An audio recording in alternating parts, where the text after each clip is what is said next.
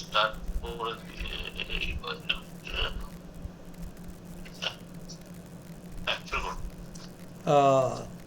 Hello friends, my name is Alak Majumdar.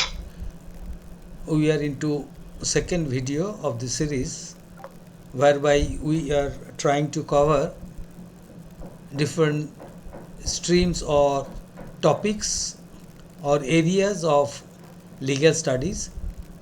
Last video we have covered IPC 1860. এই ভিডিওতে আমরা code of civil procedure 1908 তার structure, jurisdiction and code ডক্ট্রিনসগুলো আমরা বোঝার একটু বা ডিসকাস করব বা বোঝার চেষ্টা করব। এইটা ইম্পর্টেন্ট প্রসিডিউরাল সাবজেক্ট, এই নাম থেকেই বোঝা যাচ্ছে সিভিল প্রসিডিওর। তো উই বিগিন, এটা আজকেরটা হলো important procedural subject in civil litigation, the code of civil procedure. তো নামটা সিভিল আসছে, সিভিল লিটিগেশন, আর প্রসিডিওর বলতে প্রসিডিউরাল সাবজেক্ট 1908, যেটাকে কমনলি আমরা রেফার করি বা জানি সিপিসি এই নামে। Substantive law may create rights but procedural law provides the mechanism through which those rights are enforced in court. Substantial law যেটা, সেটা রাইট ক্রিয়েট করে, কিন্তু প্রসিডিউরাল ল সবসময় মেকানিজমটা কিভাবে হবে যার থ্রু দিয়ে সেই রাইটসগুলো এনফোর্স হবে ইন কোর্ট, সেটা প্রসিডিউরাল ল সিপিসিতে সেই মেকানিজমটা প্রোভাইড করা আছে। আর সাবস্ট্যান্সিভ ল যখন আমরা কথা বলি, তারা সেটা অধিকার ক্রিয়েট করে। A famous principle often quoted in civil procedure, একটা কোটেশন যেটা প্রসিদ্ধ প্রিন্সিপল যেটা মাঝে মধ্যে কোট করা হয়, procedure is the handmaid of justice.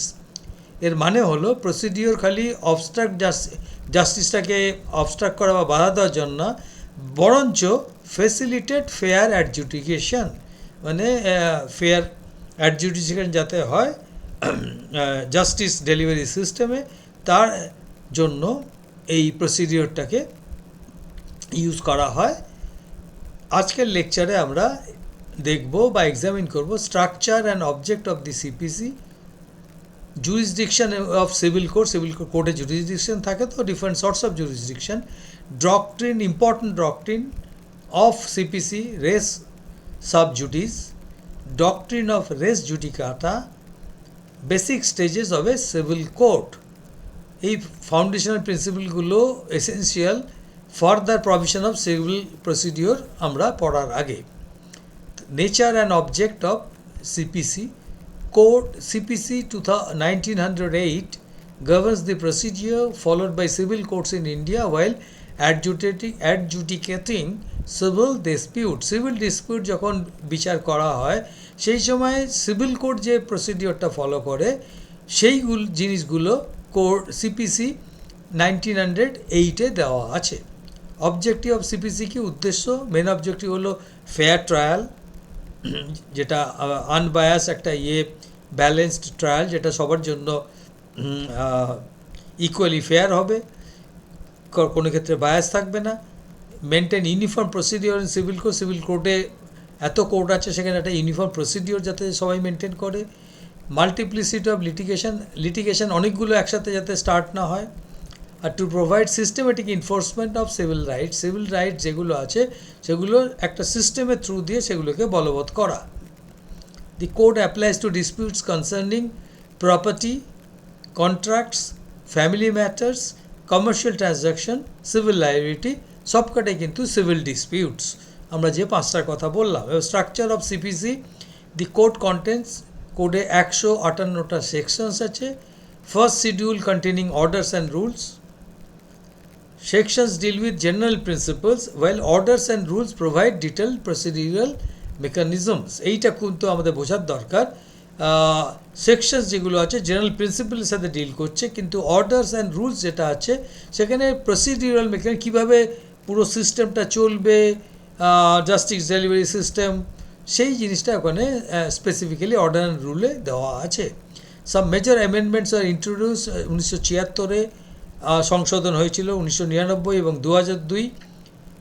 এমড্যাট, এটার কারণটা হলো অ্যামেন্ডমেন্টসগুলো করার, যাতে ডিলেটা আমরা দেরি যেটা হয় সিস্টেমে সেটাকে কমানো, এবং এফিসিয়েন্সি অফ সিভিল লিটিগেশন, যাতে আরও এফিসিয়েন্ট হয় সিভিল লিটিগেশন সিস্টেম।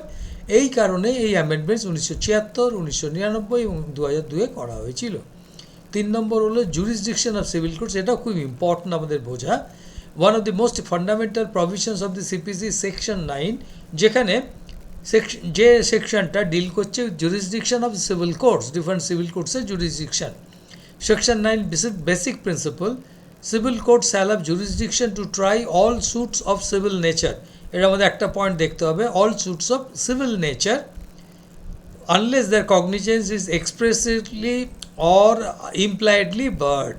তার যদি সেইটাকে আমরা গ্রহণযোগ্যতাটা যদি ক্লিয়ারলি বা ইমপ্লাইড ওয়েতে সেটাকে যদি কোনো রকম বার্ড না থাকে, কোনো রকম বিধিনিষেধ না থাকে, তার এর মানে হলো jurisdiction of civil courts is very very wide. Only when a statute specifically excludes civil jurisdiction does the civil court lose authority. যখন একটা স্ট্যাটিউট স্পেসিফিক্যালি সিভিল জুরিসডিকশনকে এক্সক্লুড বাইরে রাখে, তখন সিভিল কোর্ট তার যে আধিপত্য বা অধিকার বা অথরিটি সেটাকে তারা হারায়। ল্যান্ডমার্ক কেস যদি আমরা এখানে দেখি, এই প্রিন্সিপালটা ক্লিয়ারলি এক্সপ্রেস সুপ্রিম কোর্টের ডিসিশনে Dhulabhai versus state of Madhya Pradesh. Court কি হেল্ড করেছিল, কোর্ট কি ডিসিশন দিয়েছিলেন, যে held that exclusion of civil court jurisdiction must either be expressly stated or clearly implied by statute. Statute দ্বারা এক্সক্লুশন অফ সিভিল জুরিসডিকশন, যেখানে যে জুরিসডিকশনগুলো বহির্ভূত করা হবে সেগুলো ক্লিয়ারলি এক্সপ্রেসলি স্টেট করা বা clearly implied by statute. Types of jurisdiction, civil courts exercise 3 main types of jurisdiction. এই 3টে জুরিসডিকশন কি? প্রথমটা হলো টেরিটোরিয়াল, সেটাকে জিওগ্রাফিক্যাল লিমিটস করছে within which a court may exercise authority, মানে একটা কোর্টের অথরিটি থাকে এক্সারসাইজ করার, মানে অধিকারটাকে ইউজ করার within certain geographical limits. Pecuniary jurisdiction determines jurisdiction based on monetary value of the suit. যে সিভিল সুটটা ফাইল করা হয়েছে তার মানিটারি ভ্যালুর ওপর এই জুরিসডিকশনটা নির্ধারণ বা নির্ধারিত হয়। Subject matter jurisdiction, certain courts may only hear specific types of cases. Specific types cases, if a court lacks jurisdiction, its decree may become void or challengeable. তো আউটকাম কি, যদি কোর্টের জুরিসডিকশন না থাকে over specific types of cases subject ম্যাটারের, সেই ক্ষেত্রে তার যে ডিক্রি বা ফাইনাল যে জাজমেন্ট বা অর্ডার সেটা কিন্তু ভয়েড বা চ্যালেঞ্জেবল হতে পারে, বাতিল বা সেটাকে চ্যালেঞ্জ করা যেতে পারে। Doctrine of res sub judice, another important doctrine under CPC's res sub judice provided under section 10। প্রত্যেকটা সেকশন আমাদের মাথায় রাখতে হবে। যেমন আগের আবার 9-এর কথা বললাম, সেক্ষেত্রে উই টকড অ্যাবাউট জুরিসডিকশন। এখন আমরা সেকশন 10-এর কথা বলছি, যেক্ষেত্রে আমরা ডিসকাস করছি রেস সাব জুডিস। এই টার্মটার মানেটা কি? A matter under judicial consideration, যেটা জুডিশিয়াল কনসিডার বা সাব জুডিস বলা হয়, সেই ম্যাটারটাকে বলা হচ্ছে race sub judice. The rule states that a court shall not proceed with a suit if the matter in issue is already pending before another competent court.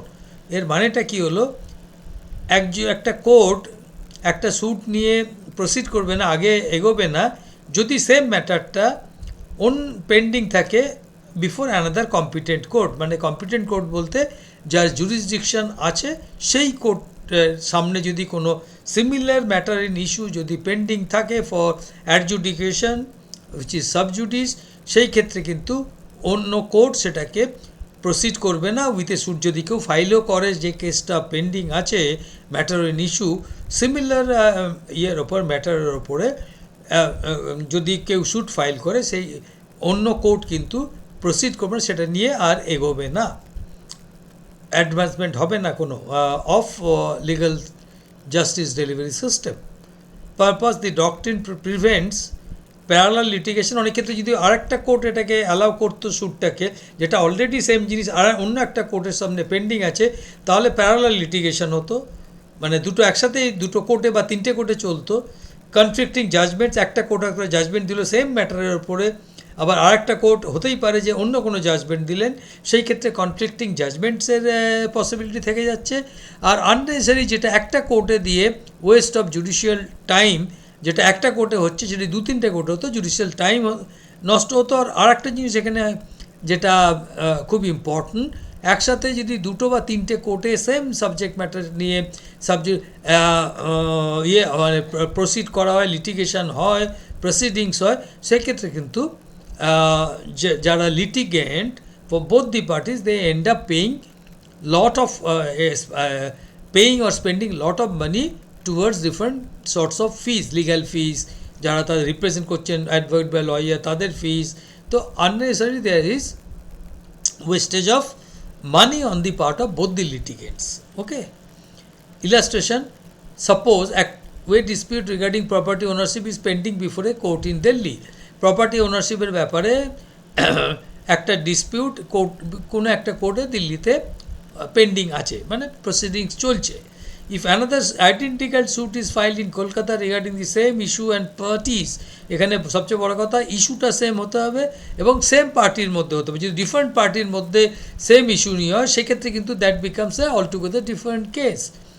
The second court must stay proceedings. Already একটা court, দিল্লির কোর্টের সামনে ডিসপিউটটা property ownership, সম্পত্তি নিয়ে, সম্পত্তির মালিকানা নিয়ে ইস্যুটা, সেটা ডিসপিউটটা একটা before a court in Delhi file করা হয়েছে। সিমিলার স্যুট যদি কলকাতায় কোনো কোর্টে ফাইল করা হয়, যেটাতে সেম ইস্যুর ওপরে এবং সেম পার্টিস, মানে এ আর বি, যে দুটো পার্টি দিল্লির কোর্টে যে কেসটা ডিসপিউটটা চলছে, সেম পার্টি এবং সেম ইস্যু নিয়ে, ইস্যু হলো প্রপার্টি ওনারশিপ, সেই ক্ষেত্রে সেকেন্ড কোর্ট, মানে ইন দিস কেস ক্যালকাটা যে কোর্ট এরা অ্যাপ্রোচ করবে, must A proceedings. Das the CPC promotes judicial discipline and efficiency. Discipline বলতে কি, একই জিনিস 2-3টে কোর্টে হচ্ছে না। এফিসিয়েন্সি মানে একটা কোর্টে হওয়া, মানে অ্যাটলিস্ট ইয়েগুলো একটু speedy disposal of justice generally হয়। এবার ফিফথ হলো another important doctrine which is doctrine of res judicata. Now এইটা সেকশন 11-এ। সেকশন 9-এ আমরা দেখলাম জুরিসডিকশন, সেকশন 10-এ আমরা দেখলাম doctrine of res sub judice, আর 11-য় দেখছি ডক্ট্রিন অফ রেস জুডিকাটা। এটার মানে হলো, a matter already adjudicated by a competent court cannot be litigated again between the same parties. কোনো কেস যদি দুটো same party A and B,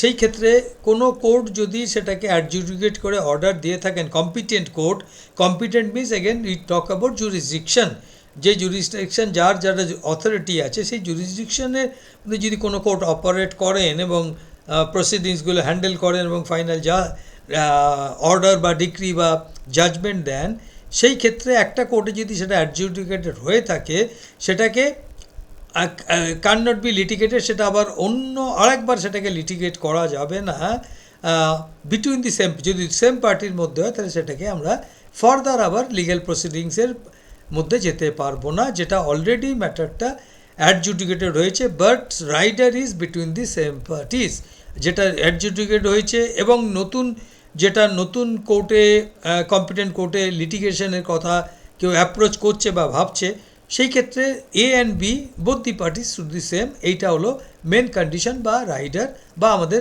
আন্ডারস্ট্যান্ডিংয়ের point. Essential conditions for res judicata to apply, যদি res judicata এই ডক্ট্রিনটা apply হতে হয়, তাহলে প্রয়োগ করতে হয় matter must have been directly and substantially in issue, it must have been heard and finally decided. তো এটা কেসটা অলরেডি শোনা হয়েছে, প্রসিডিংস হয়েছে এবং ফাইনালি ডিসাইডেড হয়ে গেছে। The former court must have been competent, এই কথাটা বারবার আসছে, by a competent court, competent in terms of jurisdiction. Parties must be same or claiming through same parties. আবার যেটা আগে হয়তো এ বি ছিল, বা এখন সেই সেম এ বি পার্টি হবে, বা claiming through same parties. Landmark case, the doctrine was elaborately explained in Satyadhan Ghoshal versus Devrajin Devi, where the Supreme Court emphasized that res judicata ensures finality in litigation. একবার যখন ওটা adjudicate একটা matter একটা কোর্টে between the same parties হয়ে গেছে, তখন সেটাকে ফার্দার অন্য কোর্টে লিটিগেশন করা যাবে না।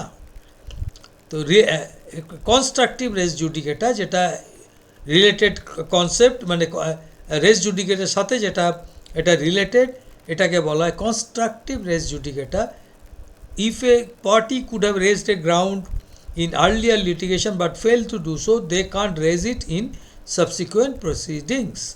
এর মানে হচ্ছে যদি কোনো পার্টি কোনো গ্রাউন্ড, কোনো অবজেকশন, কোনো জাস্টিফিকেশন আগের লিটিগেশনে তুলতে পারতো কিন্তু তুলতে পারেননি কোনো কারণে, ব্যর্থ হয়েছেন, সেই ক্ষেত্রে তারা আবার সেটাকে সেই ইস্যুটাকে রেজ করতে পারেন না পরের প্রসিডিংসে।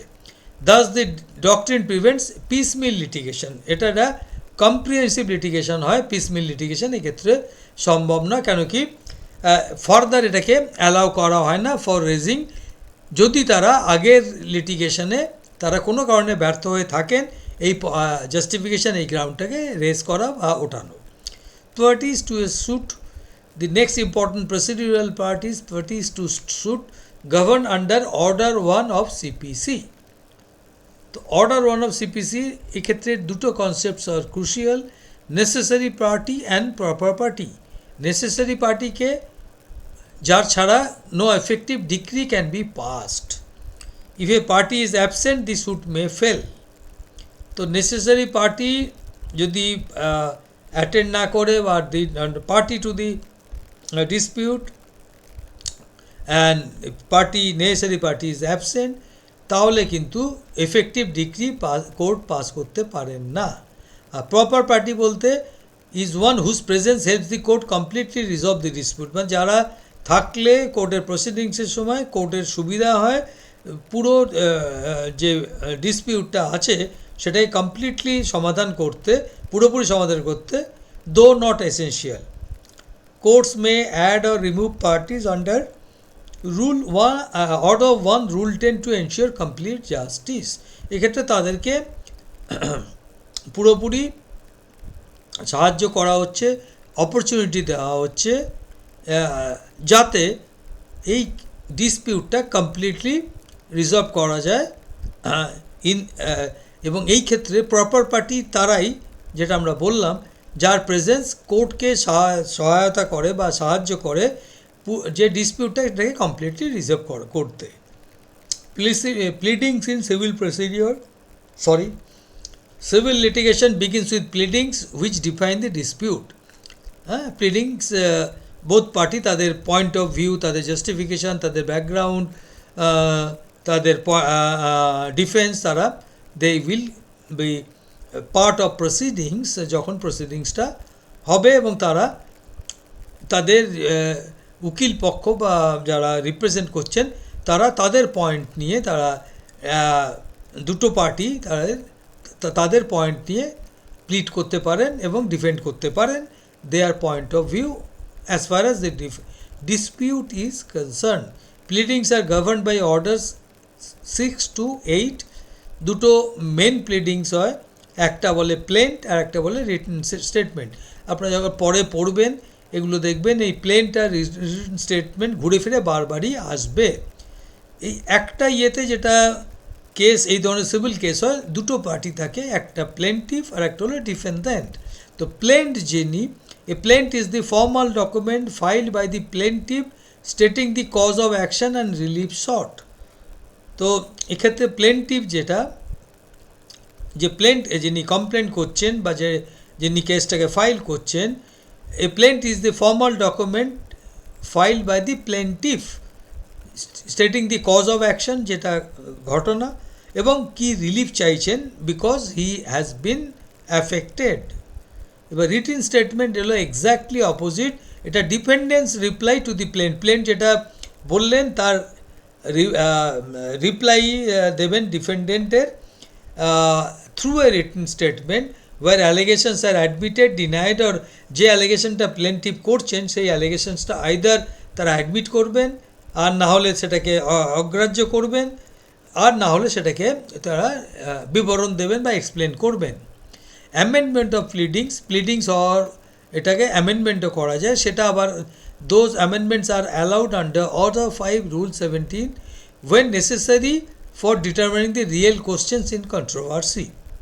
ঠিক আছে, the principle was discussed in, যদি আমরা একটা কেস বলি, Revajeetu Builders versus Narayanaswamy, যেক্ষেত্রে Supreme Court laid down guidelines for allowing amendments কিন্তু সব কিছু ইয়েতেই সবসময় অ্যামেন্ডমেন্টস কোর্ট অ্যালাউ নাও করতে পারেন। অ্যামেন্ডমেন্টগুলো অ্যালাউ করার জন্য যে গাইডলাইন, সেগুলো অর্ডার 6 রুল 17-এ দেওয়া আছে, ডিটেলসে এটা বর্ণিত আছে। Judgment and decree. After trial and hearing, the court delivers its decision. Judgment. A judgment is the reasoned statement given by a judge explaining the grounds for the decision. একজন জাজ যে তিনি তার সিদ্ধান্তটা বা জাজমেন্টটা দিচ্ছেন, কেন দিচ্ছেন সেই তার কারণগুলো সেক্ষেত্রে তিনি পয়েন্ট আউট করে স্টেটমেন্ট দেওয়া হয়, সেটাকে জাজমেন্ট বলা হয়, যেখানে বলা হচ্ছে যে উনি যে ডিসিশানটা দিয়েছেন তার গ্রাউন্ডগুলো কী কারণে এই ডিসিশানটা তিনি দিয়েছেন। আর decree is the formal expression of the adjudication determining rights of parties. এটা ডিক্রি হলো ফর্মাল এক্সপ্রেশন, ফর্মালি বলা হচ্ছে, অফ দি অ্যাডজুডিকেশন, যে লিগ্যাল প্রসেসটা হচ্ছে, ডিটারমাইনিং রাইটস অফ প্রপার্টি, যে দুটো বা তিনটে পার্টি যারা ইনভলভ, ডিফেন্ডেন্ট অ্যান্ড দ্য প্ল্যান্টিভস, তাদের রাইটসগুলো ডিটারমিন করে formal expression of the adjudication final যেটা হচ্ছে সেইটা এই ডিক্রিতে থাকে। ডিক্রি 2-3 রকমের হয়, একটা হলো প্রিলিমিনারি ডিক্রি, এটা প্রথমে দেওয়া হয়, একটা হলো ফাইনাল ডিক্রি, আর একটা হলো partly preliminary and partly final decree. This distinction is extremely important in partition suits and property disputes. এই যে distinction, preliminary decree, final decree, partly preliminary and partly final decree, এই ডিস্টিংশনটা খুবই গুরুত্বপূর্ণ পার্টিশন স্যুটের ক্ষেত্রে এবং property ডিসপিউটের ক্ষেত্রে। Conclusion. To conclude today's lecture, the Code of Civil Procedure 1908 forms the backbone of civil litigation in India. আমরা যেমন আগেই বললাম, we are talking about civil litigation এবং we are talking about procedural part, এবং সেই জন্যই নাম হলো Civil Procedure, Code of Civil, the Codified Law and Code of Civil Procedure. We discuss structure and objectives of CPC, jurisdiction of civil courts under Section 9, doctrines of res sub judice and res judicata, তারপর আমরা constructive race জুডিকেটাও পড়লাম বা বোঝার চেষ্টা করলাম বা বুঝলাম। Concept of parties to suit, different necessary party, সেটা আমরা বুঝলাম। প্লিডিংস, জাজমেন্ট, ডিক্রি বলতে কী বোঝে সেটা বুঝলাম। এবার হলো civil procedure is not merely technical law, it is the framework through which substantive justice is achieved. তো এটা খালি টেকনিক্যাল ল নয়, এটা একটা ফ্রেমওয়ার্ক, একটা বেস, একটা গাইডলাইন্স, যার থ্রু দিয়ে সাবস্টেন্সিভ জাস্টিসটা অ্যাচিভ করা, অর্জন করা যায়। Before the next class, think about this question: can a case be dismiss solely because the necessary party was not joined in the suit? এটা আপনারা একটু মাথায় রাখবেন। Thank you. এরপরের আমরা নেক্সট ভিডিও খুব শীঘ্রই আপনাদের আসবো, পড়াবো on other topic of legal studies. Thank you.